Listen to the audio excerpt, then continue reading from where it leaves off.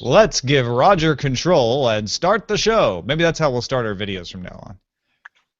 It'll have a dual purpose of giving me a regular open to the show and reminding me to give Roger control of the screen.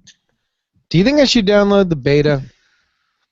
I was wondering about that. Very long time since I've downloaded a beta OS. I rely on my machine for so much more than I used to that I didn't do the beta last time, but I've got. I think I might. I don't think I'm going to do it on my phone though. I feel like at this point I really only use my laptop as like a mobile computing and like Shopify machine, so I feel like I might be able to do it. Wait, which OS? I'm sorry. Mac OS Sierra and iOS 10, Roger. Well, I don't have any iOS devices. Well, then you won't be downloading that beta. Nope. I will not download the Sierra one either. Is everybody else running around with Pokemon Go? I caught one in my Lyft yesterday. Really? Yeah. It was sitting next to you? It was on the windowsill. Huh. It's kind of brilliant. What if it was driving? It at the bar and there were none around. On the street? Yeah. Cheats, cons, swindles, and tricks. Yes. So I think we're good. I think we're great. Tomorrow's guests, Darren Kitchen and Len Peralta. Mm-hmm. Darren Kitchen. What a just a beautiful man Darren is. He's a gem. Just a real sweetheart. Stand-up guy. Does a great bird imitation.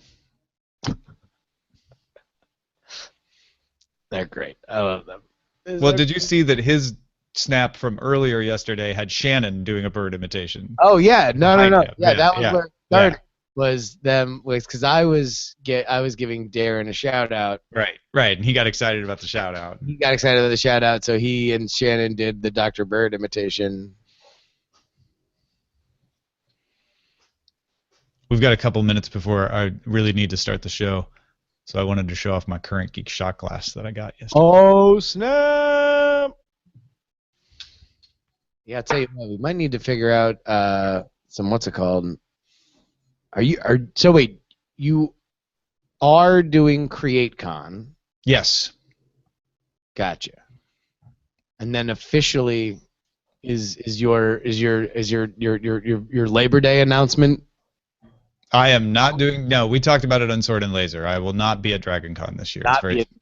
Yeah, I will be in Korea. Oh shoot! Really? Yeah, Korea and Japan. Is that like a vacation thing or? Yeah. Hey, nice. So we got to talk to you about shows and stuff over that period. Gotcha. You'll be away. I'll be away. But we should probably do this show first. Should we, or should we talk schedule first? To do that, yeah. Yeah. Yeah. I mean. Yeah. Things are like traditional, but. Good. Well, the first anniversary is paper. Tradition. All right. Here we go. This episode of the Daily Tech News Show is brought to you by me. If you'd like to bring the next episode to yourself, go to dailytechnewsshow.com/support to be part of the show. Let's do this, Tom. This is the Daily Tech News for Thursday, July 7th, 2016. I'm Tom Merritt. Joining me on Thursdays, Justin Robert Young, coming to you live from downtown Oakland-ish. How's it going, Justin? Oh, man, we're bringing you from the heart of Oakland's news district to your living room. This is me. Is that the new name for your neighborhood, Oakland's news district? You know, I've always, for whatever reason, I've always liked that name. Like the idea that there would be a news district, it just always tickles me. Well, yeah, like I guess Fleet Street is that for London, right? And I don't know that there are any others like that. Well, So there's just always, when I used to live in New York, I was always just delighted by how many districts, and it didn't matter if there was one store there. It was just like, yes, like the Flint Rubbers district, because there's one store that sells Flint or something. Oh, we're going to talk about news today. Pew Internet Research has got some new numbers on where you're getting your news. Hint, if you're young, it's social networks. If you're old, it's television, or maybe even newspapers if you're really old. We're going to talk about what that means and what your responsibilities as a consumer are now that you've got these infinite choices on the internet. macOS Sierra and iOS 10 betas are coming from Apple today at beta.apple.com. Remember, they're betas, so go in at your own risk. Here are some more top stories. Android Police reports its sources say Google is building 2 Android Wear devices for release after the next wave of Nexus phones. One watch, codenamed Angelfish, would have LTE built in, as well as GPS. The other, called Swordfish, would not have those two things, but both of them would have heart rate monitoring and integrated Google Assist so that you could talk to it.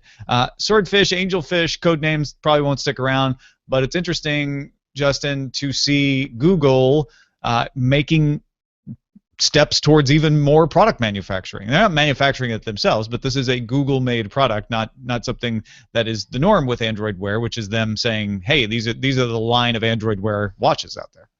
That is the path forward for them, and I hope that Angelfish is the one that I'm very excited about, because it obviously is the promised land future of smart wearable devices that they can activate autonomously, and they're not necessarily tied to something else.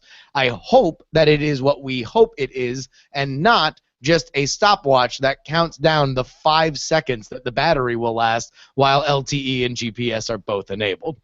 Now, we have an interesting situation with Google and hardware going on that I just alluded to, obviously. There are people who make their Android devices without Google's approval. They don't get the Google Play Store and all of that. That's being litigated in parts of the world like Europe. There's people who make it with approval. They have to have the Google Play Store and the Google search engine, etc. But otherwise, everything is determined by the manufacturer of the phone or the device. Then there's the Nexus devices, which don't get to put anything extra on them. They're like Microsoft Signature editions. They're done with the cooperation of Google, but HTC makes them or Huawei makes them. Now we've got the Pixel C. And by the way, thanks to Chris for sending us a Pixel C, which is all Google. By the way, best Android tablet I've ever used, the Pixel C. If Google does follow the rumors and starts making their own versions of phones themselves, not Nexus devices, but devices designed by Google, and watches as well, does that mean that Google becomes more like Apple, or can Google continue to straddle this line of 4 different ways of doing things? Google just wants market share. That's what the entire Android play has been from the very, very beginning, is let's figure out the way that we can get the most Android phones in the hands of the most people at any cost. So let's make these deals with manufacturers so they can slam them with bloatware, despite the fact that part of the appeal of the iPhone was that it comes without bloatware, right? Except for the stuff that Apple puts on it. Now you might just see an evolved situation where if you look at these manufacturers and you said, hey, look, if we came out with our own stuff, what would you do? And the manufacturers, by and large, would probably just say, I don't know, keep putting out these same phones that we're putting out because they're still a moneymaker for us, and the market is so crowded anyway that we're all in these very specific niches, and you doing something that would be the higher end of a Google Android phone does not necessarily hurt us, and we're all not waiting in line to make the Nexus, this year as opposed to next year. So I don't think it is quite the scandal that it would have been, let's say, 5 years ago, where things were a little bit more delicate. It's a mature system now, and Google just going out and doing the proper and making proper Android phones just kind of makes sense to fit into that ecosystem. Yeah, I mean, at a certain sense, it may take the pressure off other manufacturers who are like, we can't really do these phones anymore. So maybe Google convinces them to get out of the market. Remember, this market is stagnating. I think with watches, that's part of what's going on, is people just aren't gravitating to watches, not just by Google, but by anybody in the numbers that people expected. So Google may think, well, we can juice this market. We can make this happen. Yeah. I don't know. I hope. But this Angelfish, like the idea of having the LTE and GPS on one watch at this point, to me has all the hallmarks of a classic kind of Google Icarus move, where they just they put all the things that we want. Not the first watch to go LTE, but I hear what you're saying. Yeah. Avast Software, Mahoy, announced its intention to acquire AVG Technologies for $1.3 billion. Avast cited the need to scale their business into the Internet of Things market as a primary factor for the acquisition. The combined user base of Avast and AVG will grow to 400 million endpoints, of which 160 million are mobile. An Avast spokesman confirmed the company will still keep the AVG brand. I guess they're an AVG spokeswoman. Not now. Well, they will be eventually. Big move, right? These are two of the top 5 antivirus makers, among other things. They do more than just that. So a huge combination. And the Internet of Things needs security. So if we get more firepower towards that, that's a good thing too. The Internet of Things, which has been as buzzed about as it has been slow to grow into complete acceptance by our culture, when this stuff goes wrong, a virus in your lights, a virus on your thermostat is something far different than just having your browser spam into 90,000 different windows for various different products, right? Like, this needs to happen. The antivirus technology on these things needs to be something that is there, especially. Yeah, we should not need antivirus technology. We should have properly secured devices that have intrusion detection on their cloud services, so that we as a user don't think about it at all. Or they should not have cloud services, and they should have proper security and firewalls that work on your own router. But yeah, the old Windows XP laptop run an AVG antivirus model is not going to work for the Internet of Things. You're absolutely right. Especially as we all talk. I think both of us are talking into an always-on microphone in our various Amazon devices, right? Yeah. And I've got some internet-controlled light bulbs. Every once in a while, they do something weird, and I'm like, firmware glitch or hack? Yeah. I've got them isolated, so I'm hoping they're not. I'm pretty sure they're not going to become a vector into something else. But I don't trust the manufacturers to have secured them yet. Oh, and by the way, nor should you. Yeah. Starting July 11th, Facebook will allow a small percentage of users in India to download video for offline viewing. Videos can only be viewed within the Facebook app. Obviously there's workarounds to everything, but that's what it's designed to do. And publishers can choose not to allow the offline viewing if they so desire. What do you think?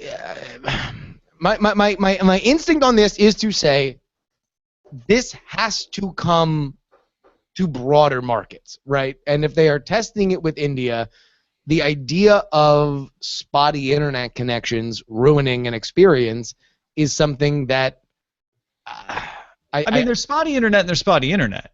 In India, what they're dealing with is not just spotty internet, but expensive data. And for somebody who's like, hey, I'm at home, I'm on the Wi-Fi, or better yet, I'm at work on their Wi-Fi, I can download this and watch it on the way home without incurring data charges. That's a big advantage. I think in places like the U.S., that is not as much of a concern, and Facebook is more into like, let's make sure that you are doing the experience right, because downloading for offline viewing is always going to be a little clunkier than just the live stream as intended. So is this Facebook leaning back to different countries that are not as far along in terms of ubiquitous internet and saying, okay, well, you guys get this until you get up to speed, in hoping that these markets outgrow it?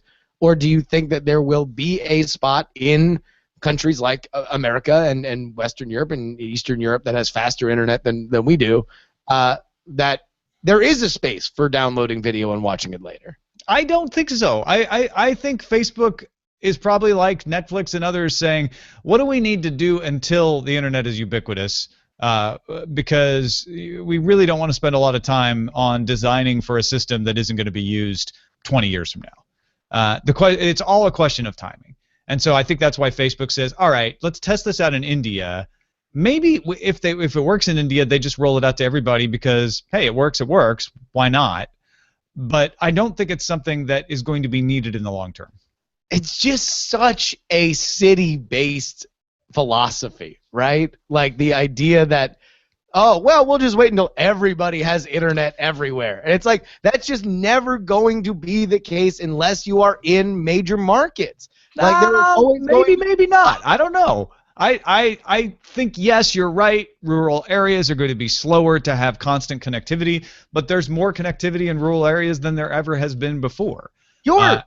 And there's crazy balloon projects and drone projects that can bring entire continents into connectivity. Drive me up a wall when I would listen to just blowhards like you on CNET and on Twit. I would just be in my far-flung, only the 15th largest media market in South Florida, and you technorati in Silicon Valley would be talking about, oh geez, it'll be 2 or 4 years and everybody will have internet everywhere, and I would shake my fist and I would just say, like, come on, there's always going to be a place where internet goes soft, where it's not as fast, where it'd just be easier to say, oh, I'll download this, and this, and so when I'm in the car and on the road to Grandma's house, I can watch them instead of worrying about my... Sure. No, I remember hearing you make this argument against electricity back in the early 1900s. You know, there'll always be a place where there's no electricity, so you need to have hand cranks on everything. Come on. Listen, when you're coming down to my doomsday prep shelter, then we'll see who's coming. That's probably true. 13 Cloverfield Lane. Microsoft CEO Satya Nadella announced Thursday morning that 11-year Microsoft veteran and COO Kevin Toomer will leave the company. Turner, right? Turner Will become the CEO at Citadel Securities. Turner's job will be broken into 5 pieces. Turner had been a candidate to replace Steve Ballmer as CEO, a spot that obviously went to Satya Mania. Now, interesting. Turner gets to say, it took 5 men to replace me. I was doing the job of 5 people. Well, there's a lady in there, too. Very interesting in many respects. The least controversial is Turner wanted to be CEO. They passed him over for the job. He was a good soldier, stuck around as CEO for a while, and now he's found an opportunity. And publicly, it's all amicable parting of ways. I've seen some scuttlebutt that maybe he was a little bit difficult to work with, etc. A lot of chief executive types are. So that doesn't surprise me that you're going to have people saying that. But the fact that Satya Nadella has decided to just disperse his empire among 5 different people and not replace him with a new COO is very intriguing to me. Is it a Hunger Games thing where he's like, all right, you 5, let's see which one of you survives to seize the COO pick? Or is he just saying, like, I don't think we need a COO. Like, let's just not even have that anymore. Well, I think you've hit the 2 very interesting points of this. Number 1, good soldier, Kevin, right? Like that dude didn't storm out in a huff. He waited until he got his exact position. If he was difficult to work with, that might have been part of the reason why he got passed over to Satya Nadella.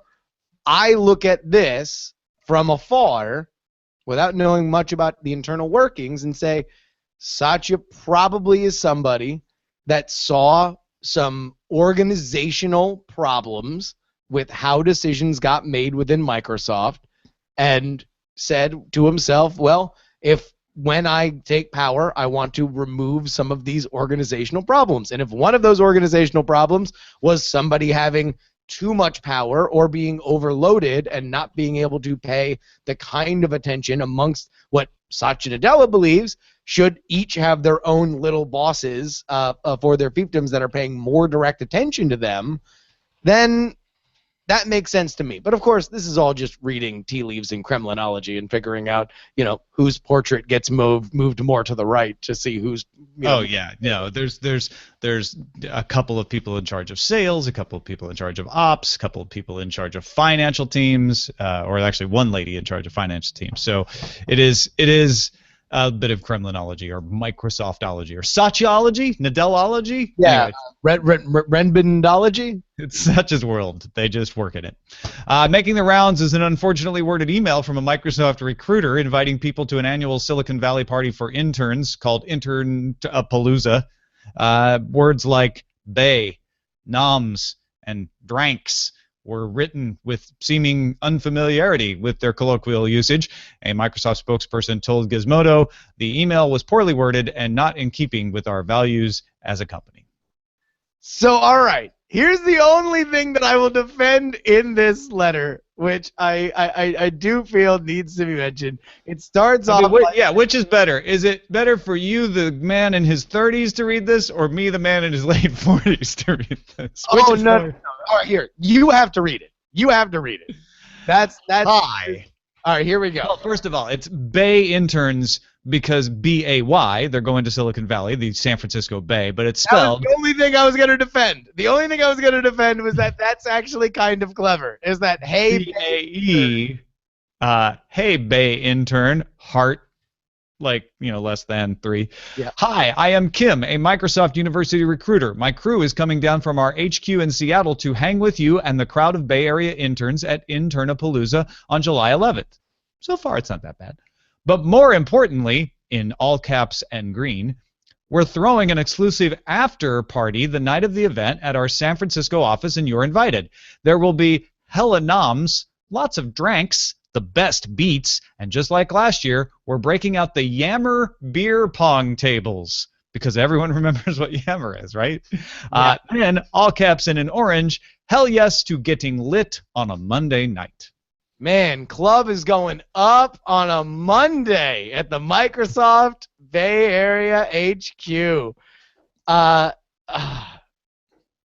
mean, besides being first ballot straight to the Hall of Fame for Hello Fellow Kids, this is just... I mean, all right, so buy or sell on this narrative, because this is something that I did see a lot in reading about this article.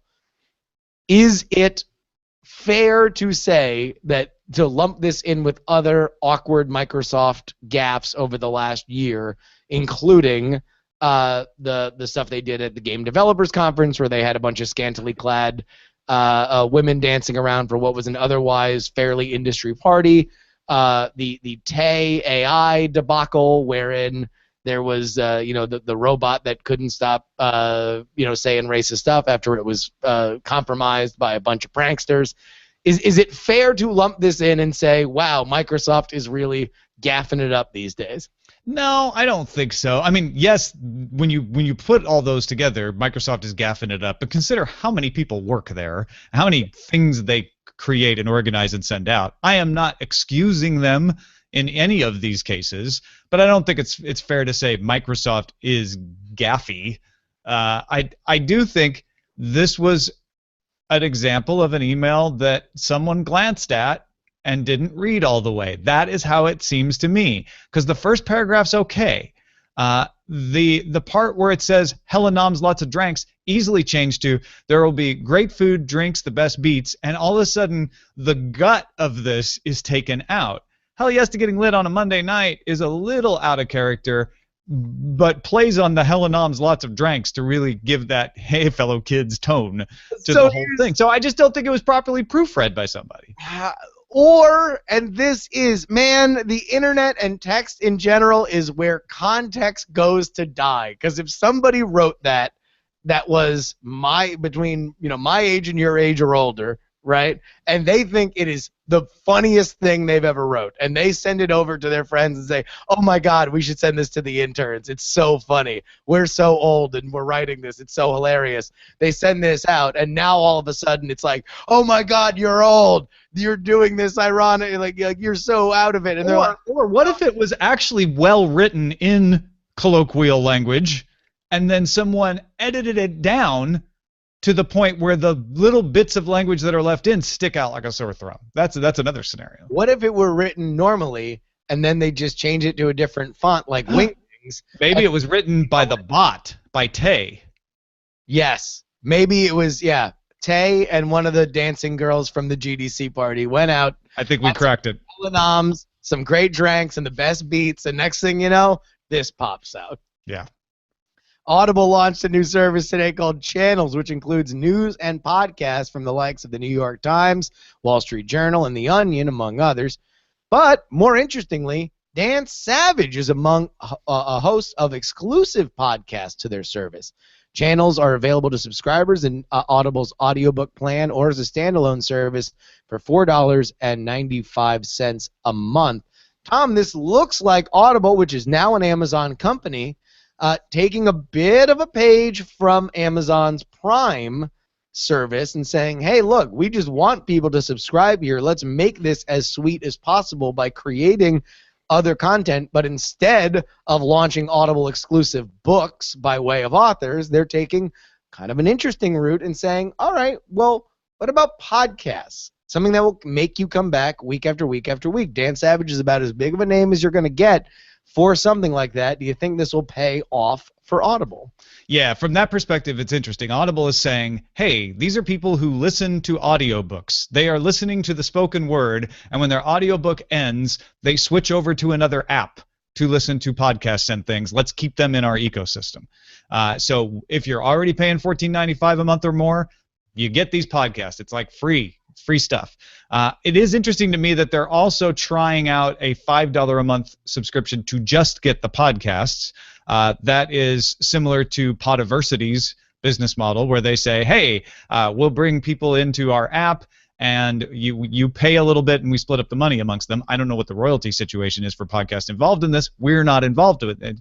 That's my bigger problem with this, and Spotify and others, is taking podcasts which have traditionally just been an open, like, here are all the podcasts in the universe. iTunes has a very open way to get them in. Pocket Cast has a very open way. You can get into any of those, and saying, actually, we're gonna curate. We're gonna shut it down.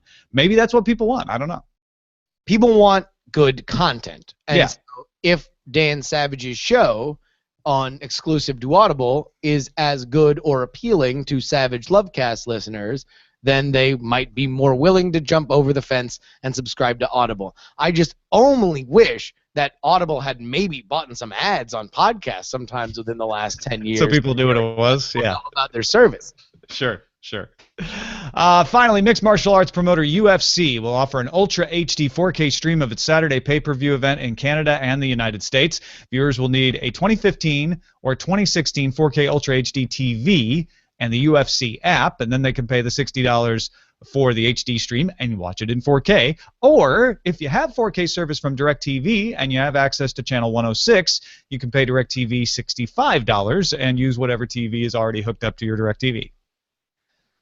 This is an interesting story for me because I cut the cord last week. Since we last talked, I don't know if you've noticed this about me, but I have. Yeah, I noticed you looked a little thinner in the cord area. Yeah, we cut the cord as far as cable. That is gone. We now have Sling.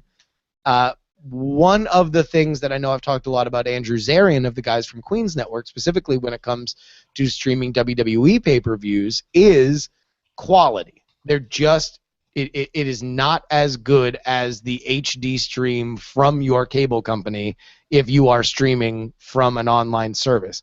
What is interesting to me is that UFC, which is going to debut this during their probably what they hope to be their biggest pay-per-view ever, UFC 200, wherein Brock Lesnar makes his triumphant return to the octagon.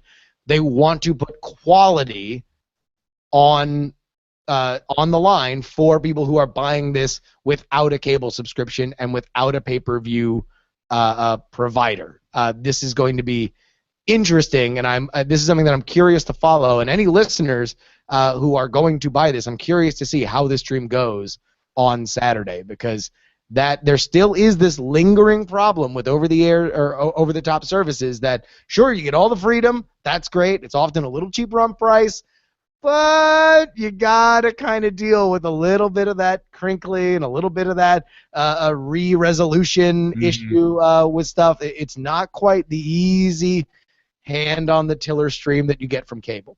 And if I made this more confusing, to simplify it, it's the UFC app on a Sony 4K TV or DirecTV's 4K service. Those are your two choices for this. Yeah.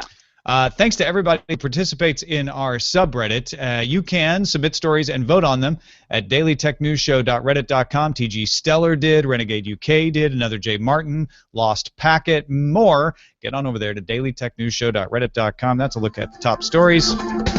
All right. Pew Research Center study on news attitudes and practices in the digital era, which they did a similar study a couple of years ago, so they're doing some comparisons here, find generally TV still the most widely used place that people get their news. People like to watch television, but TV skews older and is dominant among people who prefer to watch, not read. That makes sense. 46% of people they surveyed prefer to watch their news, 35% prefer to read, and 17% prefer to listen. However, this is a very generational habit.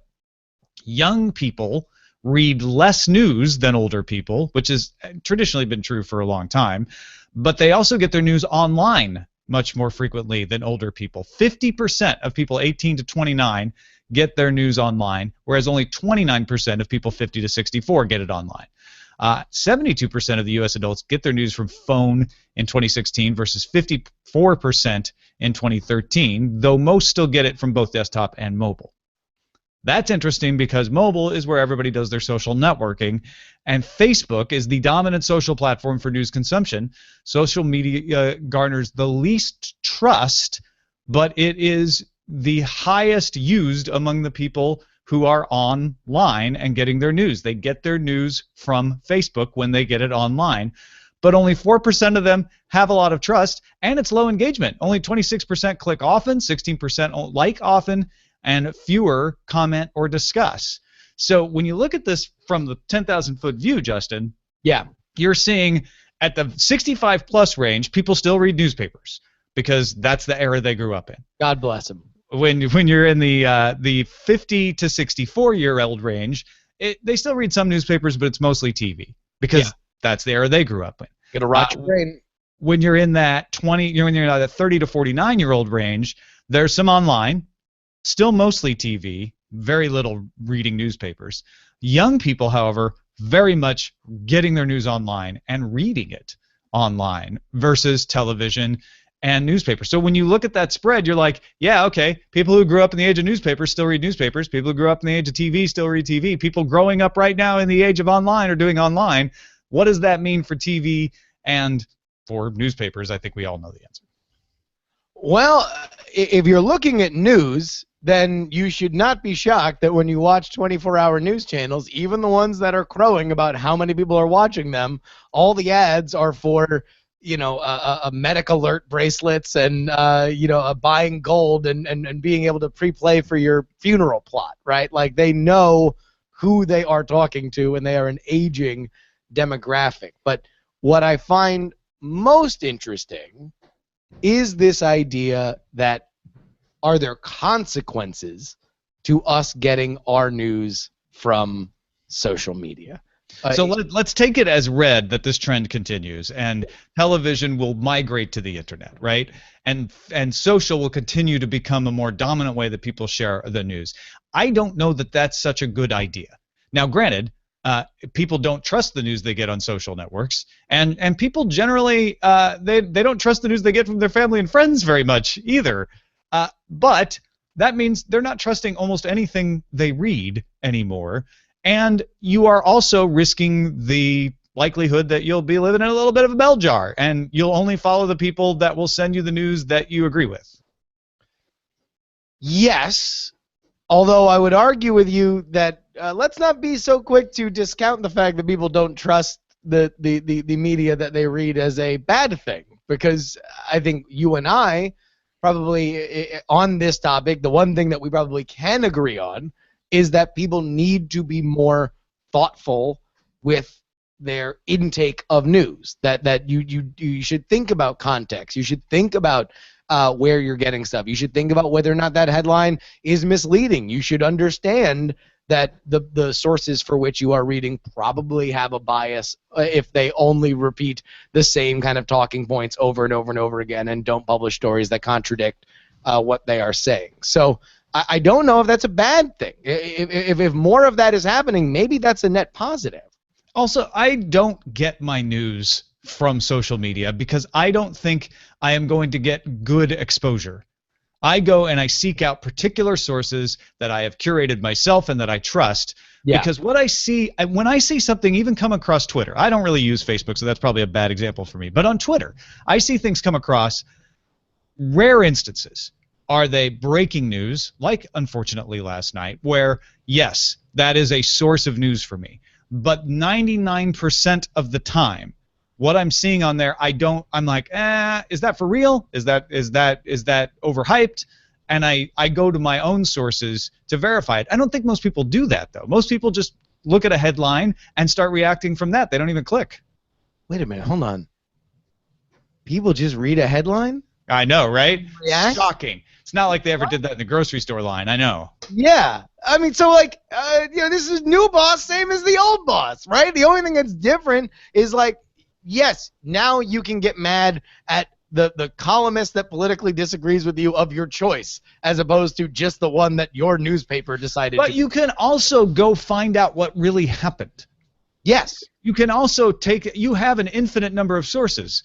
When you only had 2 newspapers, a television network, 3 television networks, and a few radio stations, your sources were limited. Now you can choose. You can take the responsibility to go find out. Well, okay, what really happened? Where's a good source to get this?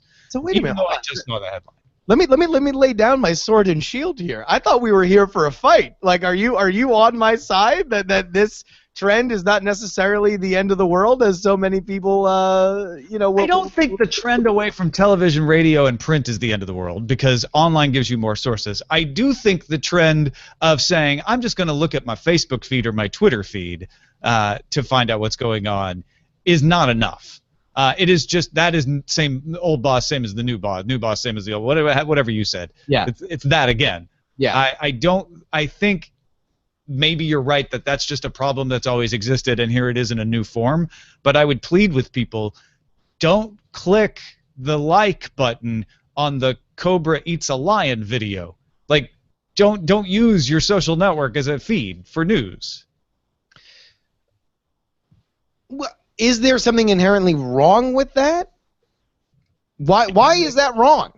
It's not wrong. It's just, I mean, because listen, Facebook and Facebook, to their credit, right, has tried to curate relationships with good news sources. I mean, I remember when they went to the Washington Post. The Washington Post made one of their first big presences on Facebook. They have tried. They have even gone so far as to put money in the pocket of news organizations. And listen, you can probably snicker at what we consider a news organization these days, but to make live video, to make video content, so people can fill their feeds there and have this be a place where news is delivered to their users. Like, they have tried to cultivate this place, and the fact that it's showing up in this Pew Research is validation for them that they have tried to bring news outlets into Facebook. What is inherently wrong with, and I'll use an unfair example, what is inherently wrong with the Washington Post trying to garner as many likes as they can on their page so they can pop up more often in somebody's feed? Yeah, I think the problem that I have is you've taken one evil and replaced it with another. And evil is probably too strong of a word, but you've taken, we need to get eyeballs on TV, so we're going to create the 24-hour news cycle, and we're going to have controversial head-to-head debates on things that are very simplistic and oversimplify the issues. And now you've created clickbait and SEO as the driving forces of news. How do we rise in the news algorithm? How do we game the system? And I think we're still searching for the system that says, hey, what encourages people to actually take responsibility as readers for what news they consume, rather than laying back and letting the networks or the search algorithm or the Facebook algorithm determine what it is they see. I guess I just have a hard time thinking that this is in any way a material downstep from where we had it.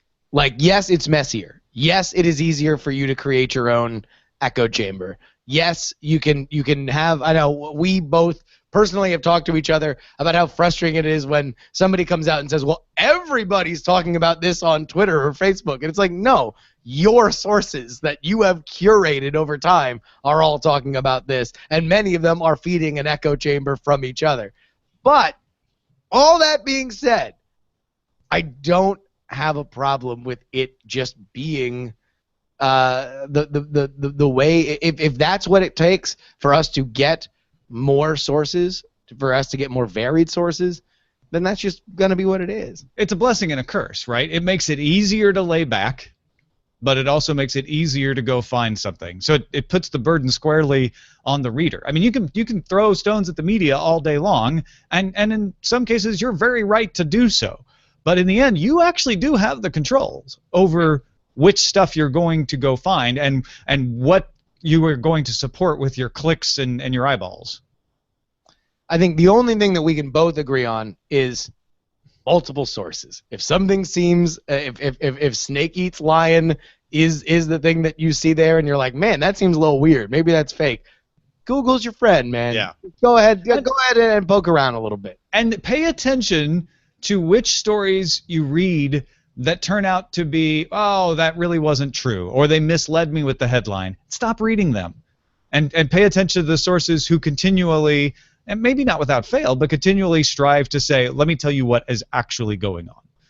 It's definitely one of the things I rely on. It's the reason that I have a very heavily curated RSS list for doing this show, is so that I know, like, okay, well, if they're saying it, it's probably true. I'm still going to go see what a couple other people are saying about it, but I have a higher level of confidence than if it comes from Fly By Night blog over there, which I'm not Fly By Night blog that I don't know, because that might just be an up-and-coming cool blog, but Fly By Night blog that I've been burned by several times before because they don't do a very good job. Oh, Tom, but you've just figured it out. R10 Cloverfield Lane. It is newspapers bygone era. TV on the way out. On the way up is the social networks, but not for us. For us, with our carefully curated RSS feeds, we sit here and we feel that we have found our nirvana, and we will cling to it, no matter how many Google readers go down. No, the key to it is always be open to the news sources. Don't let it stay. Always. Yeah, I've kicked people off my feed too that I used to trust. I'm like, name some names. Who have you kicked off? Digitimes. That's probably the shots fired. Digitimes. Yeah, sorry, Digitimes. You have great headlines and really interesting sources that say things that 50% of the time don't pan out. So. Oh, damn. Just one of those things, you know. On blast.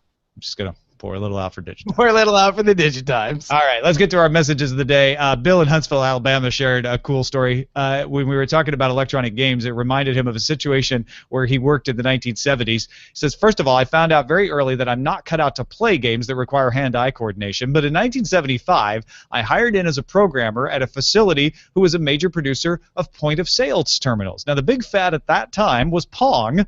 A small group decided they could make a clone of Pong. They designed the unit and were running it through the main production line of the facility. I don't know if they were doing it just for personal use or planning to sell it as a knockoff, but needless to say, they were caught and everyone in the group was fired.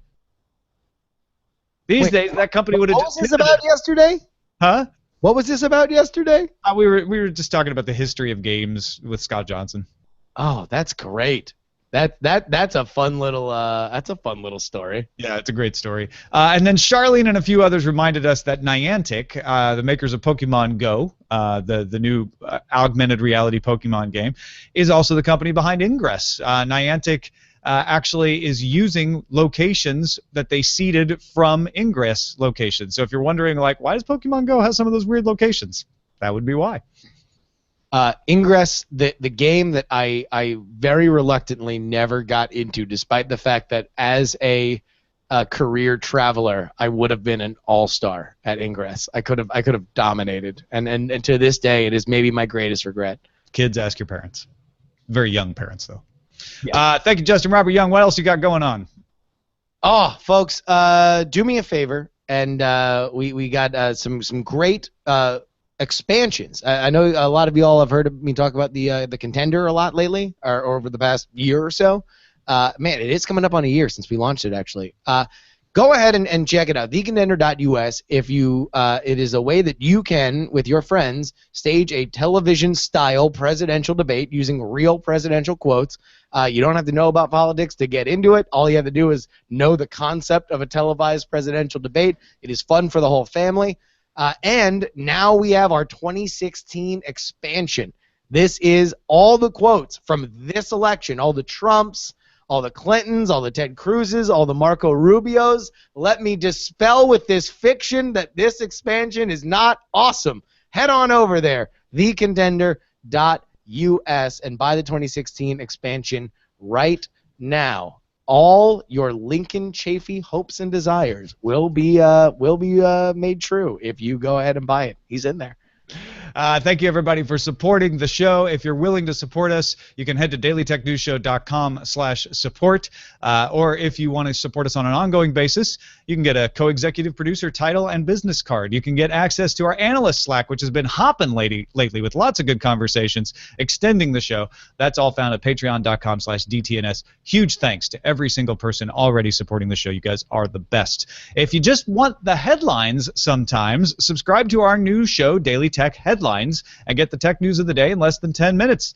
DailyTechNewsShow.com/subscribe is the place where you can find the link, or just search for Daily Tech Headlines in your podcast app of choice.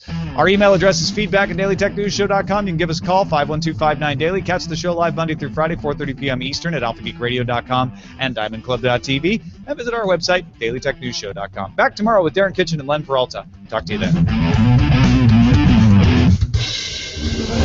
This show is part of the Frog Pants Network. Get more at frogpants.com. Diamond Club hopes you have enjoyed this program. Bachagoom. Yeah, and W. Scottus 1 points out dailytechheadlines.com will take you to the Daily Tech News Show site category for the headline shows. Yeah. Yeah. Okay, I got to run to the bathroom real quick. All right. Fair enough. Hey there, Roger. I can't hear you again. I'm going to send you a microphone. I don't know if that would fix it, though. I have a feeling it's the driver for that headset for some reason. I feel like it's the driver for your headset. I don't know why. Maybe. Maybe. What do we got? We got any good titles? What are the titles here? Firmware glitch, or hack. We have Avast and AVG. We have COO, Chief of Optional Operations. Hella noms provided by Microsoft. A virus in your lights. Hella dranking with Microsoft. Let me see. Where's the new stuff? First, Rise of the Planet of the Algorithm. Oh, extra. Read all about it. Really, read it. Headline. People just read the headline. That one's pretty funny. You won't believe the headlines in our discussion section. That's what he said. Oh, that's a good one. I'll vote for that one. Microsoft says, "Hello, fellow teenagers. Greetings, Micah. My fellow fifth graders, fellow kids." I've heard people say "my fellow kids," like kind of in a mocking tone. Mock. Google watches the Google watches. Prepping the prepper. We need Silicon Valley Authority. Blame tape. That one, Lincoln Chafee for the win.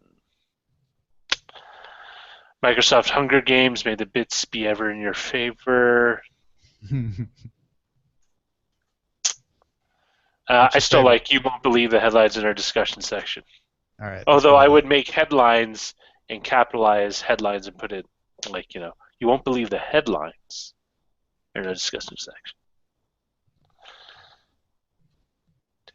Where is that? Why can I not find it suddenly? It's right above headline. People just read the headline.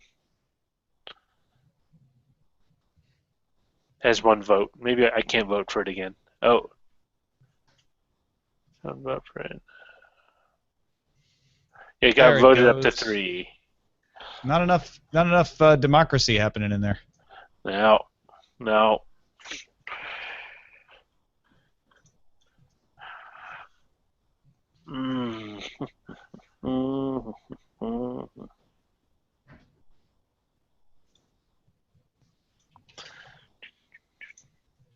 It's pretty long. All right, then just headlines. People just read the headlines. It's a good fallback. Where'd that one go? Yeah, headline, : People just read the headline. I don't know if you can do colons in titles. Yeah, you can. All right. On the file names. I'm now going to drop the article, though, and make it headline. People just read headlines. Okay.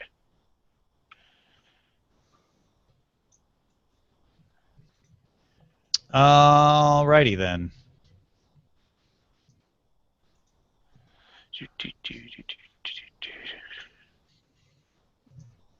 Thank you. Shane says, nice punch up. Then, I don't know if we need to talk to Justin when he gets back about August. Yeah, we do. Such an august member of the group.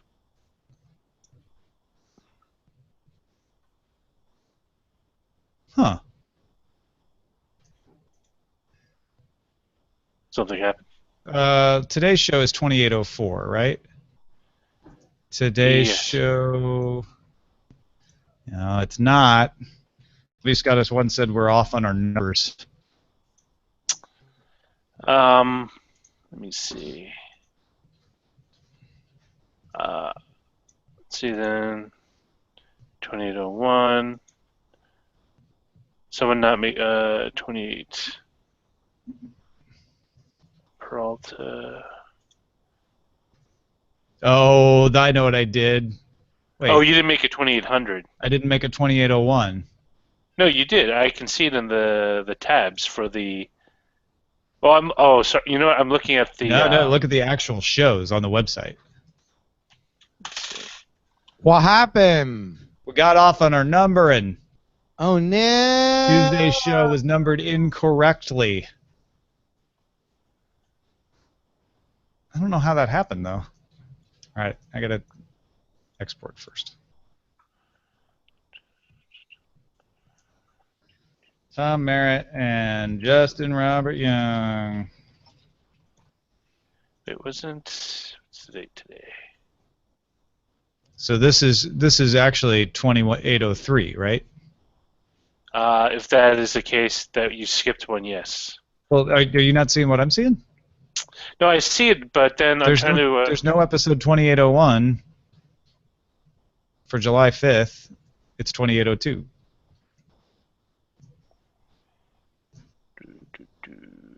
I 2801. see.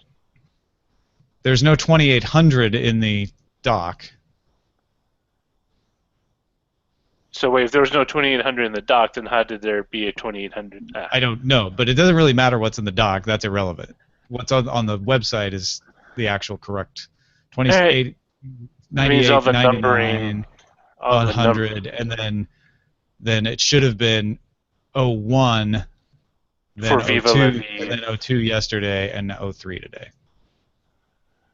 Alright, I'll change those. But the embedded shows will be off the file, the ID3 tags. Yeah, there's not much you can do about that. Where are you changing it? I'm changing the older ones. Where, Yep. though? Where are I'm you starting with 2802. changing it? In the bug or in the doc? Oh, I'm doing it in the wait, do you want me to do it in the doc or No, doing it I'm just asking where you're changing it. I'm you're doing it changing in the Word on the WordPress. Awesome. So- Thank you. The beats per minute for today's show is 0. Update.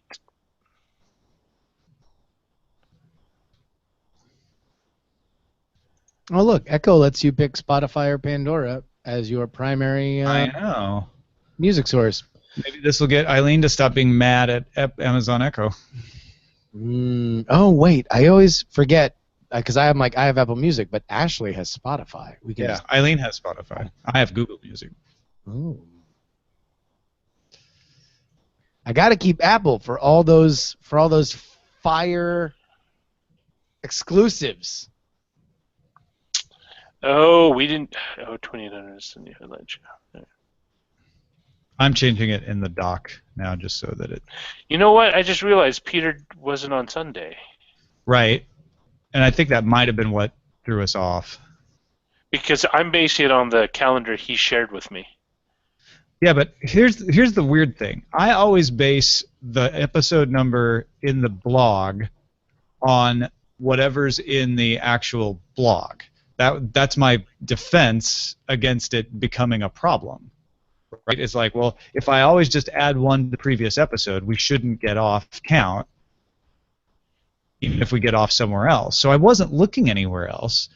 I just screwed it up. It's probably because you know what it is. It's probably because you confused it with the headline. I don't know. Maybe. No, I don't even have. Let's just call it human error and fix it. Yeah, it was me. I was being a human. You know, I just what's want to it try to gonna- stop myself from doing the same thing again, and I think I was just tired. Daily Tech Numbering Show. Yeah.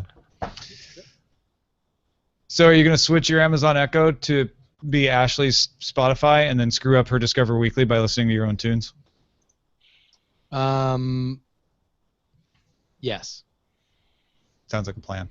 Although I don't think she uses. She's not a gigantic music listener. I think she only subs to Spotify for the Twitch approved Oh, really? stuff. Because they have like all that on playlists of like things that you're allowed to play on your streams.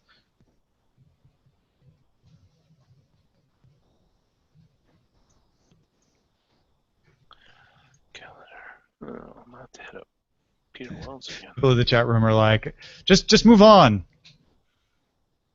This is sausage getting made. Sausage. Delicious sausage. Sausages. No, I'm glad W got us one that you pointed it out.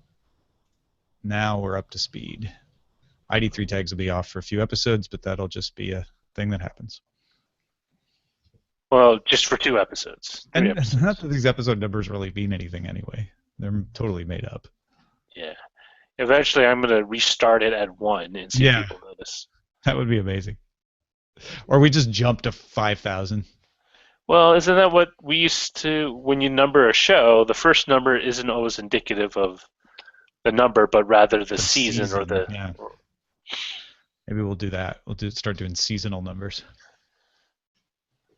It'll be episode 1654, the 54th episode of 2016. You could do that. Or like, what is this, the 4th or 5th season, technically, of the show? The third. Third. I think. So it would be 3016. No, it'd be 30016, just to give it a lot of like headroom for growth. Yeah, that's smart.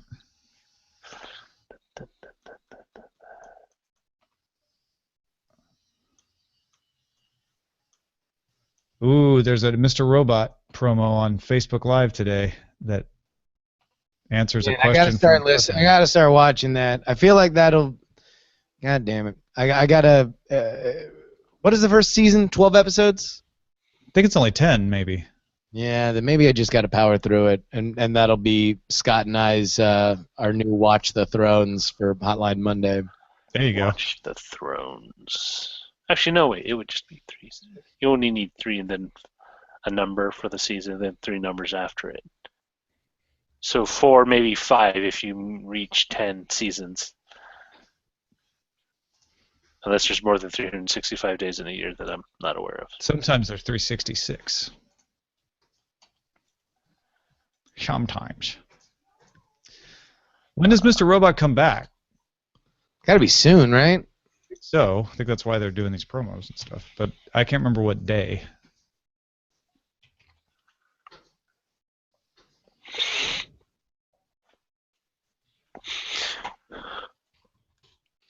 So, update on the house next door. I don't know if some of you can hear hammering and sawing going on. This has been going on since I moved here. This is the 4th time they've remodeled this house. This time they're adding an extra story to it.